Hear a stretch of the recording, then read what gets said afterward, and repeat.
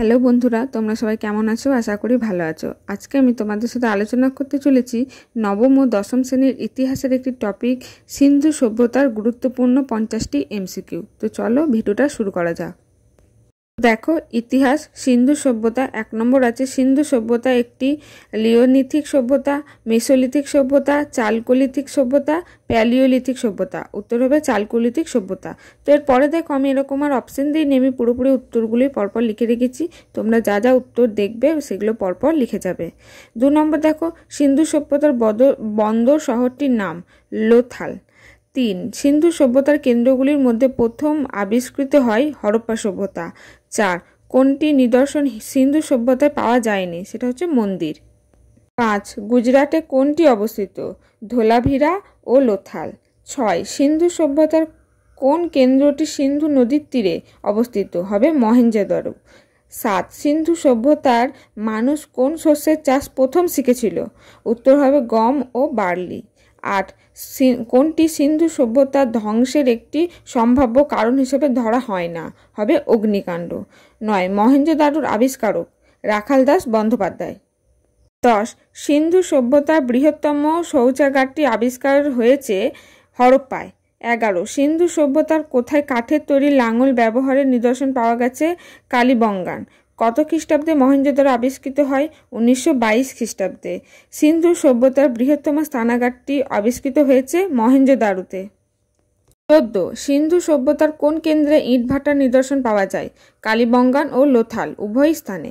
15, বর্তমানে হরপ্পা কোথায় অবস্থিত? পশ্চিম পাঞ্জাবের মন্টেগোমরি জেলায়। 16, 1800 খ্রিস্টপূর্বাব্দে ধান চাষের প্রমাণ মিলেছে লোথালে। 17, হরপ্পা সভ্যতার ম্যানচেস্টার বলা হয় কোন শহরটিকে? উত্তর হবে লোথাল। 18, সিন্ধু সভ্যতার কার্পাস বস্ত্র কোথায় সিন্ধম নাম পরিচিত ছিল? হবে ব্যাবিলন।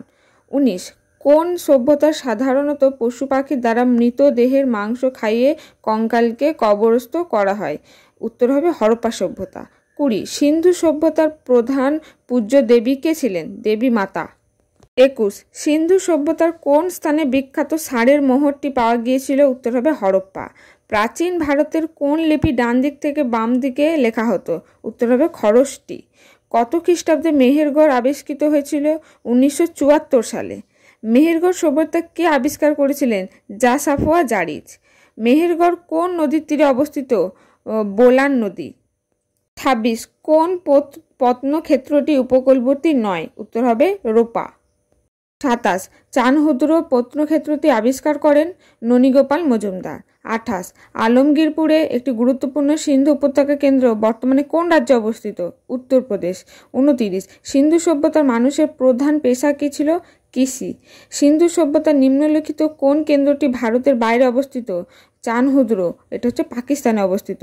31, সিন্ধু সভ্যতা পূর্বে কোন স্থান পর্যন্ত বিস্তৃত ছিল? আলমগীরপুর।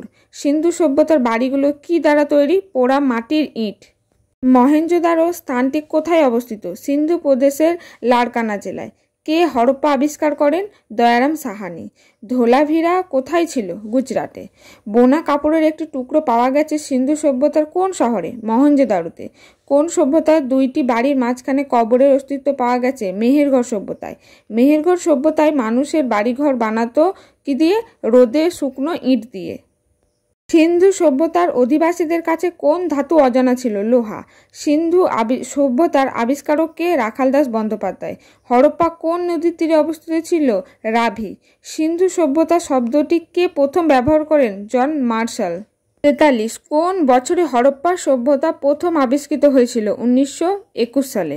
হরপ্পা সভ্যতার শিলমোহরে কোন প্রাণীটিকে প্রায়শই দেখা যায়? ষাঁড়। মহেঞ্জোদারোর স্থানীয় নাম মিতের ঢিবি। 46, মানুষের ব্যবহৃত প্রথম ধাতু ছিল তামা। প্রাচীনতম সভ্যতার নাম হলো মেসোপটেমীয় সভ্যতা। 48, সিন্ধু সভ্যতাকে বলা যেতে পারে ব্রোঞ্জ যুগ। সিন্ধু সভ্যতার লিপি ছিল অব্যক্ত। আর 50 নম্বর হচ্ছে সিন্ধু সভ্যতার আকর্ষণীয় বৈশিষ্ট্য হলো নগর সভ্যতা। তো দেখো, আমি এগুলো সব কিন্তু উত্তর করে দিয়েছি। তোমরা অপশনে যদি এই প্রশ্নের এই উত্তরগুলো থাকে তাহলে এটাই হবে তোমাদের সঠিক উত্তর। এই 50টা হচ্ছে তোমাদের সিন্ধু সভ্যতা থেকে গুরুত্বপূর্ণ এমসিকিউ। তো তোমরা ভালো করে দেখে নিও।